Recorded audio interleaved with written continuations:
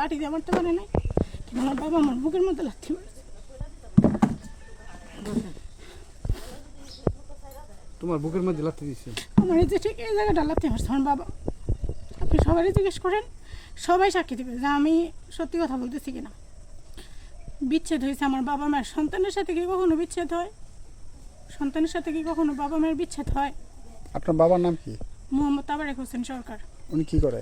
উনি একজন দলিল লেখক। উনি কি আপনার কোনো খরচ বা এই পর্যন্ত কোনো টাকা পয়সা দেয়? না, আমার এই পর্যন্ত কোনো টাকা পয়সা দেয় নাই। আমি এই যে অনার্স কমপ্লিট হলো আমার, গতকালকে অনার্সের রেজাল্ট দিচ্ছে, আমি ফার্স্ট ক্লাস পাইছি প্রাণীবিদ্যা থেকে। 3.45 আসছে আমার রেজাল্ট। এই পর্যন্ত আমার ফার্স্ট ইয়ার পর্যন্ত আমার আম্মু আমার খরচ দিচ্ছে। এখন আমার আম্মু কিডনির পেশেন্ট একজন। 3 বছর যাবৎ আমি আমার নিজের পেটের ভাতটা আমি নিজে জোগাড় করতেছি। আমার পড়াশোনার খরচ তো চালাইতেছি, নিজের পড়াশোনার খরচ চালাই, নিজের আম্মুর ওষুধের খরচ দিয়ে, নিজের সব কিছু এইটু যেটা এখন আমি করতেছি। আমি 4 কিলোমিটার হাইটে যাই প্রাইভেট পড়াই। আমার মাসের 8 থেকে 9 হাজার টাকা আসে প্রাইভেট পড়ে, এই টাকা দিয়ে আমি চলি। অথচ আমার বাবার কিন্তু কোটি কোটি টাকা আছে। কোনোদিনও আসিও নাই যে আমার 5টা টাকা দেন, বা আমার বাবা কোনোদিনও দায়িত্ব নেয়নি।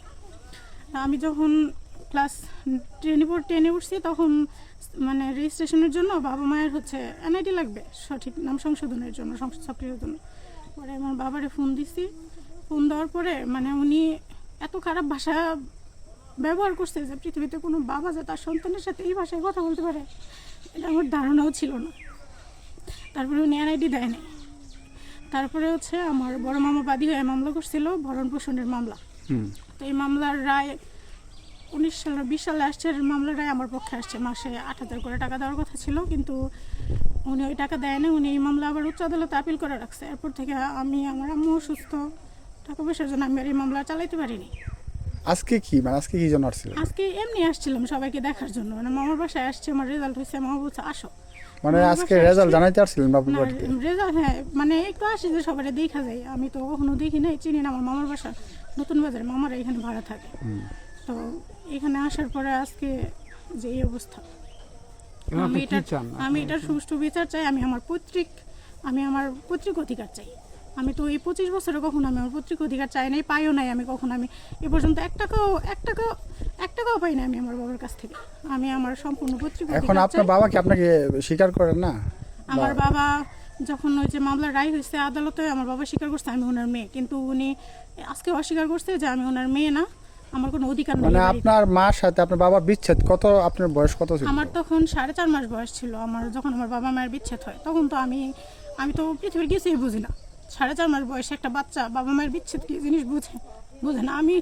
আমার বয়স যখন 14 বছর, তখন আমি জীবনে প্রথমবার আমার বাবারে দেখছি সামনে থেকে। 14 বছর পর? হ্যাঁ, 14 বছর পর। এর ভিতরে আপনার বাবা আপনার খোঁজ খবর নেয় নাই? কখনো না। আমার দাদা যেদিন মারা গেছে ওই দিন দূর থেকে দেখছি, আমি তাও কাছ থেকে দেখি নাই আমার বাবারে। ছবিতে দেখছি, এর আগে হয়তো ছবিতে দেখছি, কিন্তু কখনো সামনে থেকে দেখি না। আমি আপনাদের মাধ্যমে পুরো দেশবাসীর কাছে বলতে চাই, আমি যেন এটার সুষ্ঠু তদন্ত এবং সুষ্ঠু বিচার যেন পাই, আমি যেন আমার পৈতৃক অধিকারটা পাই যেন সম্পূর্ণ। এটা আমি দেখছি না, পরে বেটি কইছে লাঠি লাগছে।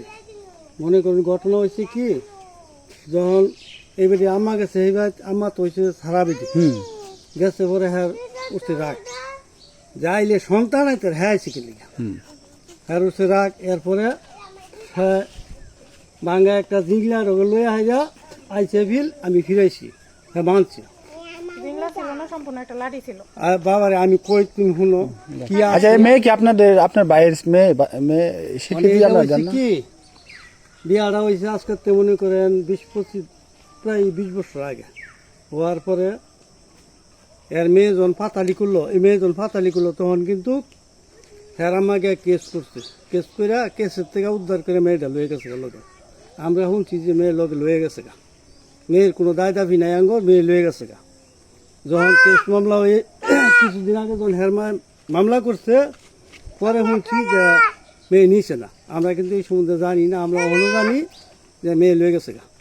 কি নিয়ে গেছে মেয়ে লেখাপড়ি করে লয়ে গেছে গা। না লেখাপড়ি করলে কি অস্বীকার করা যায়? না না, এটা তো মনে করেন আমার বাস্তি আমার ভাই যদি অস্বীকার করে আমরা স্বীকার করলে কোনো লাভ আছে? না যাই হোক, কারণ এটা তো স্বীকার আপনি অস্বীকার করতে পারেন না, যেহেতু আপনার ভাই। লেহাপুরি করতে মেয়ে লেহাপুরি করে নিছে না, মেয়ে নিছে মেয়ের মা। আমি যেরকম 7 বছর পর্যন্ত পায়, 7 বছর পর্যন্ত তো মেয়ের মা পায়, মানে মেয়ের মা পায়, মেয়ের মাইনে পায়। কাগজের মধ্যে লেখা ছিল যে হচ্ছে ফয়সালা হয়েছে মেয়ে লিখিত দিছে। কারণ আজকে কি মেয়েকে মারছে আপনার ভাই? আপনার মেয়ে কি মারছে, মারধর করছে? না। মেয়ে বললো তার বুকের মাঝে লাথি মারছে। এইটা উড়া বৃষ্টির মধ্যে একটু ধাক্কা ধোকা লাগছে। আমি কইছি ধাক্কাটা লাগলে বেরিয়ে কইছি ধাক্কা লাগলে মায় আমার লাগছে, আমার ভাইয়ের লাগছে। আমি বলি আপনাকে, একটা প্রাপ্তবয়স্ক মেয়ে, আপনার বাবা হিসেবে তো আপনার প্রাপ্তবয়স্ক মেয়ের না, হাত ঠিক আছে তোলা তো। যায় না, এটা আইনের ধাক্কা লাগছে অপরাধ। আমি ফিরাইছি, হয়তো কার ধাক্কা লাগছে আমি কইতাম না। বেডেনতে বুডেনতে একটু ধাক্কা ধাক্কি হয়েছে হিসাবে গিয়া। না, উনি মেয়ে তো আমাদের কাছে বললো যে বুকের মাঝে লাথি মারছে। এটা আমি দেখছি না, মিশা কথা কইতাম না। মেয়ে কইছে এটা আমি শুনছি। আপনার নাম কি? হুম, আপনার নাম কি? জামান যেমন আপনার কয় ভাই? বাস ভাই। আপনার বাপ আছে, বাবা না, মা মারা আছে? গেছে। কেউ নাই? না আপনাদের কি আপনার সম্পত্তি ভাগাভাগি করে নিছেন? না, ইসমাইলি আছে? ইসমাইলি। ঠিক আছে। জি কতদিন চাকরি বয়স কত? চাকরি বয়স আমার বিয়ের আগে থেকে। তাইলে একটা কোথায় অনার্স পুরো কোথায় মেয়েকে চাকরি করেন? আপনার হাজবেন্ডে লাথি মারতে পারে? লাগছি না, উনি আমার হাজবেন্ড লাগতে পারে নাই। বুকে লাথি মারতে পারে? জি না, উনি লাগতে পারে নাই, উনি আমার কাছেই ছিল না। আমার হাজবেন্ড ওর ধারে কাছে আপনি কিছু চাকরি করেন? কোন জায়গায়? গাজীপুরে? আমি শালদার মেয়ে, প্রধানমন্ত্রী আমার নানা। আপনি আমার কি কি নিবেন? আপনি না। আমার কোথায় বলতেছেন? আমরা মন্ত্রীর কি পরিচয় দিচ্ছেন? মানে মধ্যে পৌঁছে দিচ্ছি না আমি এখন আপনি যে বলতেছেন। করেন মানে আপনি কি সরকারি চাকরি? জি চাকরি করি, সরকারি চাকরি করি। আপনি কি মান্নান মন্ত্রী মান্নান আমি সাহেব পরিচয় নকল দিচ্ছেন? নিউজ পোস্টে আছি। নকল নবী? ফারুক রে চিনেন?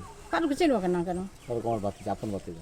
ফারুক জিজ্ঞাসা করেন, হাফিজ পারে চিনেন নাই? তারপরে আপনার ওই যে আরেকটা মেয়ে আছে না, ওই যে আপনি কি শ্রীপুরে ছিলেন আগে?